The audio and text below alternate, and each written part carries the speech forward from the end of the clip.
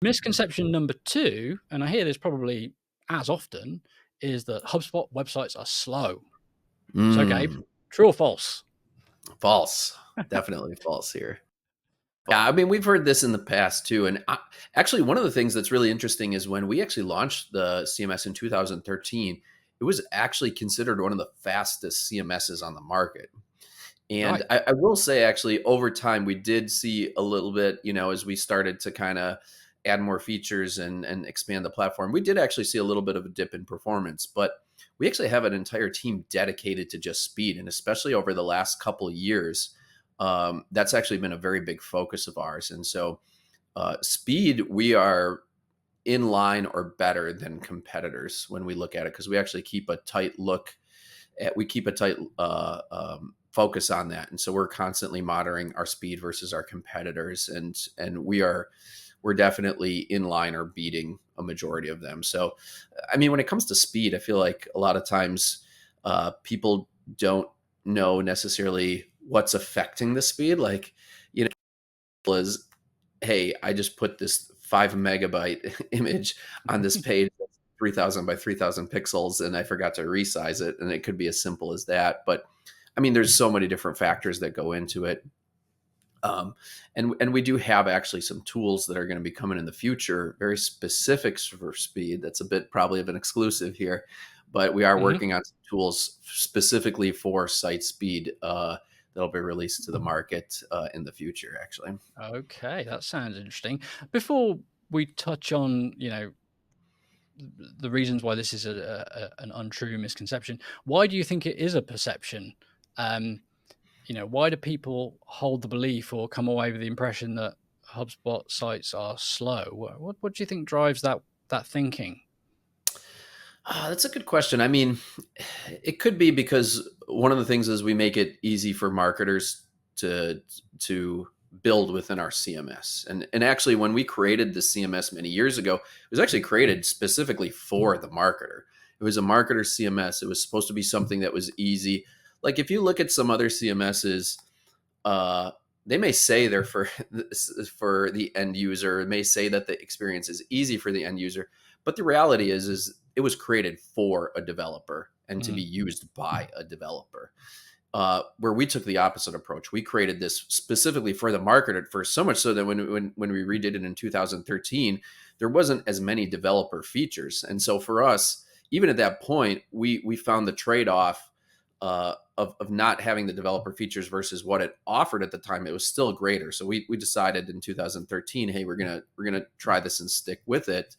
And the developer features came over time, at that point. But I think if you look at that site speed, it could just be a part of it could be related.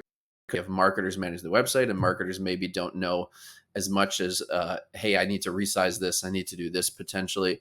Um, but yeah, maybe it's just because of the also the just lack of insight maybe people have into how they measure certain things.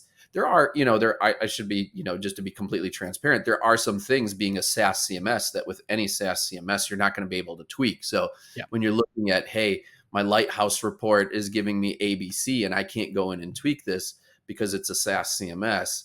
Um, that's could be part of it as well. But at the end of the day, it is a very fast CMS. Absolutely. I think all of that and probably testing the wrong sites to get a measure of how fast they are is perhaps a factor in coming away with that perception. Frankly, from my point of view, HubSpot's basically optimized for speed. It's as good as it could possibly be. There's fast infrastructure, global CDN, HTTP2, SSL, Brotli compression, image optimization, code minification. HubSpot has everything that you could possibly ask for to set it up for speed. But the latent potential speed of any platform can be undone by what you develop on top of it. And so that's why so much care has to be taken to um, to develop wisely and to create content, wisely too. The number one factor in poor page speed results is by far image size, and it's when, teams of people get get working on a website and they're not aware that they need to give the CMS the best possible starting point from which to optimize the content by Yep. right sizing their images, compressing them, etc. That you can easily undo the work of the platform that's beneath it. Um, and there's an element as well, which in like code can be efficient or less efficient depending on what objective you're trying to achieve. If you've got a custom coded website that's for your brand only, then it can be as lean as possible in terms of CSS and JavaScript. Yep. Whereas if you're, leveraging a template, then there might be a bit more CSS in there than you specifically need. Probably not enough to dramatically impact things, but every little bit counts. So there's a few reasons why you can chip away at the potential performance of HubSpot, but that doesn't change the performance of HubSpot, as you say, has been measured as being one of the fastest on the market. And we regularly build sites that are creatively, groundbreaking, but still score high in the green for all the things Yep. that matter when it comes to Lighthouse performance and core web vitals and so on. Yeah, I mean, if you look at template that comes with HubSpot, if you look at a lot of the marketplace templates, a lot of them will kind of state their page speed scores, and we have so many that are just in that mid to high 90s. I forget the exact scores, but it's like very well into the green, like some of the best scores you can get. I know you're not getting that 100%. I feel like nobody's getting 100%, but we're getting, I forget the exact numbers, but in that very high 90s, mid to high 90s for score. And Yeah, and I mean that's more than good enough for the generation of the results that typically a B2B, SME, or even enterprise is looking to achieve, right? As you say, there is a cost in terms of performance implication of a SaaS platform, but the benefit far outweighs the sort of the negative impact, because you don't need 100% on those scores to provide a great user experience, acquire and engage traffic, and turn it into pipeline by any means. But you need to be fast enough to not frustrate the visitor when they arrive.